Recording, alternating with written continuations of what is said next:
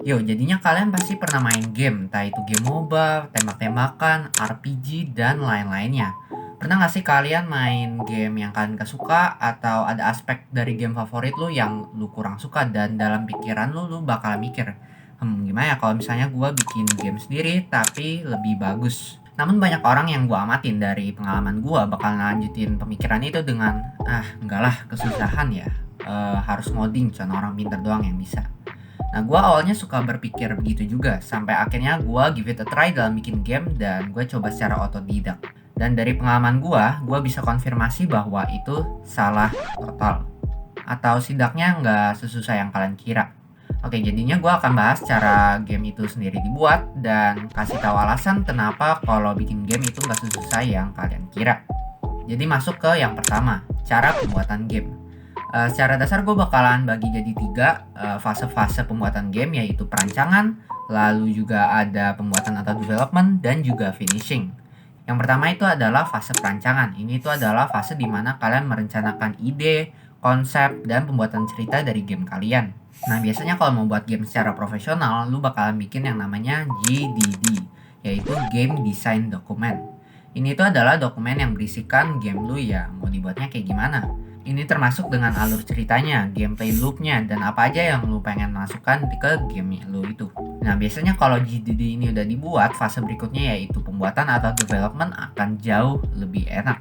Karena ya, lu udah tahu persis mau buat gamenya kayak gimana. Gua pribadi itu rada males ya pakai yang namanya GDD, soalnya kebanyakan game-game gua itu kecil-kecil dan bahkan game utama gua di Arcane Libby itu nggak ada GDD-nya. Pernah gua pengen rancang tapi akhirnya nggak jadi.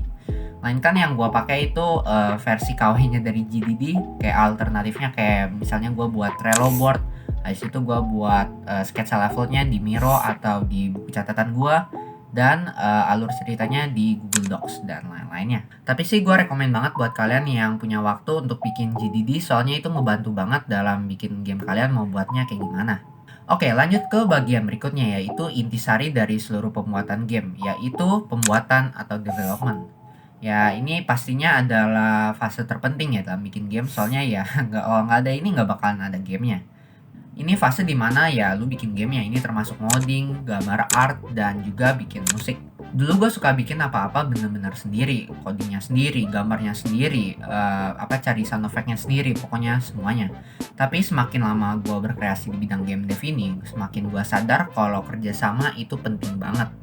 Dan kalau gue itu punya banyak banget keterbatasan yang bisa dilengkapi oleh orang lain. Contohnya itu adalah di game horror buatan gue, yaitu Pastel. Gue pengennya ini jadi game horror 2 dimensi dengan style retro atau zaman 80-an. Nah, sayangnya itu kalau ini kan gamenya terinspirasi dari film-film jadul juga. Nah, biasanya film-film itu mempunyai grafik poster yang bagus banget dan realistik. Sayangnya gue cuma bisa gambar art kartun, makanya gue nggak bisa buat itu. Nah, makanya akhirnya gue kerjasama bareng orang yang namanya RedCube. Dia itu bisa gambar realistis dan akhirnya hasilnya keren juga. Dan ya paling tinggal diedit dikit ya di Photoshop supaya penampilannya lebih bagus, kayak pencahayaannya, dan gue kasih efek puas gitu. Gue juga kacau di bagian musik, makanya gue minta kerjasama bareng orang lain namanya Enyaka Force atau Nick Force, dan hasilnya bagus juga. Nah, intinya dari bagian ini gue ingin kasih tahu ke kalian kalau kerjasama itu dalam bikin game penting banget. Kalian harus sadar kalau kalian itu mempunyai keterbatasan dan orang lain bisa ngungkapin lu. Nah, ini yang bikin orang salah paham soal game juga, soalnya pikir kalau semuanya benar-benar harus dibikin sendiri. Padahal lu bisa minta tolong orang lain buat lengkapin hobi yang lu udah punya. Untuk proses development ini yang pasti yang paling makan waktu ya, soalnya ya lu buat gamenya. Kalau gue pribadi itu bikin gamenya dari 2 hari hingga 2 tahun, malah yang 2 tahun itu hingga sekarang gue masih buat. Kalau 2 hari dibuatnya ya hasilnya burik begini, kalau buat 2 tahun ya hasilnya begini. Pasti ada perbedaan drastisnya.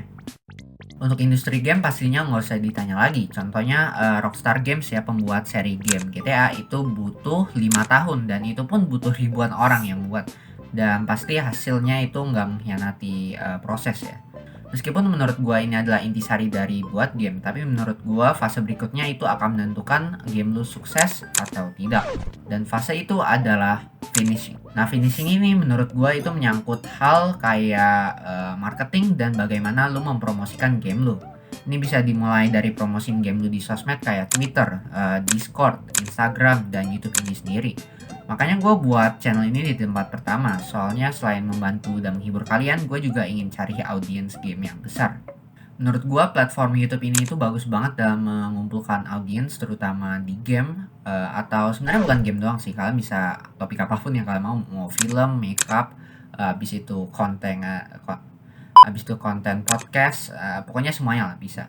Kenapa platform YouTube ini itu bagus banget dalam mencari audiens, mungkin kalian nanya. Soalnya menurut gua, contohnya kayak gua upload video devlog atau development vlog di mana gua bikin game gua sendiri, itu gua upload cara gua bikin gamenya, dan mungkin orang yang nonton itu punya saran dan dia kasih sarannya dan dia suka kontennya, dan pada akhirnya gamenya pun rilis dan mungkin dia tertarik untuk download karena ya mungkin aja sarannya udah dimasukin atau mungkin udah ngebangun komunitas. Nah, meskipun yang paling efektif, YouTube ini sebenarnya yang paling susah untuk dibuat menurut gua. Soalnya lu butuh konsistensi dan juga kualitas dalam edit video yang pastinya makan waktu dan usaha. Gue sendiri rekam ini udah banyak banget salah ngomongnya, dan yang gue edit-edit makanya banyak jump cut, mungkin kalian lihat. Dan gue juga udah coba dari kemarin ngerekam, soalnya kemarin gue kurang pede ngerekamnya. Oke, mungkin kalian bakal ingat kalau gue bilang ini itu fase paling penting dalam bikin game kalian itu sukses atau tidak. Nah, tapi kenapa bukannya game yang bagus itu menjual sendiri ya? Ya, jawabannya sayangnya salah. Game yang bagus memang ngejual, tapi hanya game yang bagus yang diinginkan orang yang akan dijual. Ya kenapa lagi? Soalnya ya kalau lu bikin game atau publish game yang orang nggak tertarik atau nggak tahu di tempat pertama, ya nggak akan ada yang download, nggak akan ada yang kasih feedback, nggak akan ada yang bikin review, dan seterusnya. Mau sebagus apapun itu, ya kalau nggak diketahui orang nggak akan ada yang mainin. Makanya penting banget untuk urus bagian ini supaya game kalian bisa laku dan dikenal orang. Perusahaan besar pastinya udah urus ini dengan cara yang lebih intensif lagi, pastinya dengan budget yang lebih besar melalui hal-hal kayak festival ataupun iklan.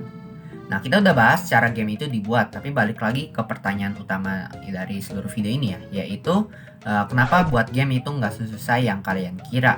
Nah, jawaban untuk ini itu adalah kemajuan teknologi. Dulu gue suka ngira ya, kalau buat game itu apa-apa lu harus ngoding bener-bener semuanya, mulai dari ngerender gambarnya, bikin audionya keluar, dan seterusnya. Ya pokoknya hal-hal teknikal yang ngebosenin lah, yang sebenarnya gue nggak peduli di tempat pertama. Namun sekarang udah banyak banget jalan menuju surga, yaitu game engine. Game engine ini tuh aplikasi yang udah ngurus hal-hal ngebosenin yang gue bilang tadi, mulai dari ngerender, keluarin audio, export, profiling, dan lain-lain. Dan ya sebenarnya masih ada sih orang yang bikin game dengan cara primitif kayak begitu. Contohnya adalah Notch yang bikin Minecraft pakai library namanya Lightweight Java Game Library. Tapi menurut gue ini cara yang sangat unnecessary dan bikin lu stres. Selain itu, kalau sekarang buat game itu ya ada yang namanya internet, jadinya gampang banget untuk dibuat. Lu tinggal mungkin aja bisa copy paste codingan orang lain, atau lu bisa beli aset, atau minta bantuan orang lain di komunitas kayak Discord, atau lu bisa nonton ribuan tutorial bagus oleh Brekis di YouTube. Atau bahkan sekarang kalau kalian pengen bikin game tanpa harus ngoding, ada yang namanya coding dengan cara drag and drop. Contohnya itu adalah game engine seperti Construct, Scratch, Game Maker Studio, dan Unity. Yang Unity itu dalam bentuk extension ya, Unity Bolt, yang menyediakan program sesimpel drag and drop.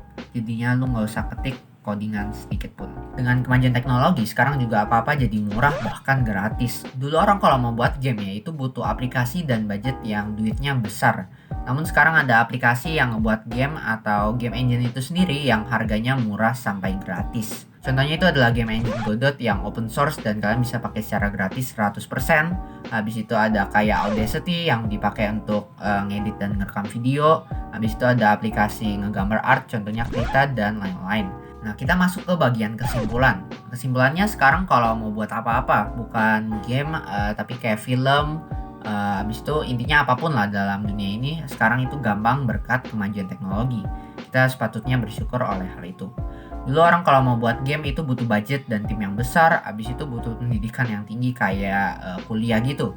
Namun sekarang gua sebagai anak SMP aja bisa bikin game dari rumah tanpa budget atau tim apapun. Bukan bermaksud untuk sombong atau gimana, tapi menurut gua ini membuktikan bahwa sekarang peluang untuk bikin game atau apapun, malah mau mau film, mau apapun itu, gampang banget berkat kemajuan teknologi itu. Tinggal butuh usaha dan kemauan. Dan ya itu aja untuk video kali ini. Makasih banget yang udah nonton, semoga bermanfaat. Kalau kalian mau lihat video bertipe atau genre mentor game dev gini, jangan lupa untuk like dan komen supaya gue lebih semangat dalam membikinnya. Ini pertama kalinya gue buat tipe video begini dan gue suka kok bikin yang kayak beginian. Gue udah punya banyak ide untuk kedepannya. Dan oh ya, ini pertama kalinya gue nampilin muka gue di internet atau YouTube. Ya ini muka gue. Wow. Alasan gue mau face reveal itu bukannya mau heboh atau gimana, tapi menurut gue kalau bikin video mentor begini akan lebih baik kalau ada figur yang ekspresif dan ngomong secara langsung daripada karakter kartun PNG ini. Gue juga mau berterima kasih ke seluruh pelanggan YouTube membership gue, yaitu Ardrang Hey dan juga Handayani Sumarli di tier Epic Gamer. Habis itu ada Discord Dino, Fumpi, dan juga 9 Sar di tier Gamer, dan sisanya di layar ini. Makasih banget buat dukungan kalian ya, soalnya ini bikin gue makin semangat berkreasi di bidang game dev. Kalau kalian ingin support gue dan juga dapetin beberapa keuntungan, jangan lupa untuk klik tombol join di video ini. Seperti yang gue bilang, itu aja untuk video ini, dan sampai jumpa di video selanjutnya. Bye-bye.